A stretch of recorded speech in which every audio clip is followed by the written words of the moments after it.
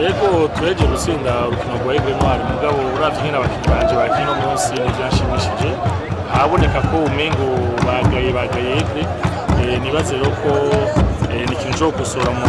kamiza kuraza gasiga twamiza ko nibaze rero ko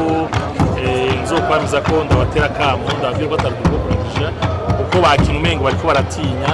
nibaze tuzobwiza gusora nta kiraboneka cyane kuko murabona ko bakinye mugabo harimo akantu k'ubwoba sinzi nabonye ko na discipline tactique batigeze bakurikiza bakina batinya amadiwe hajya kuntagira diwe naho nyine biragoye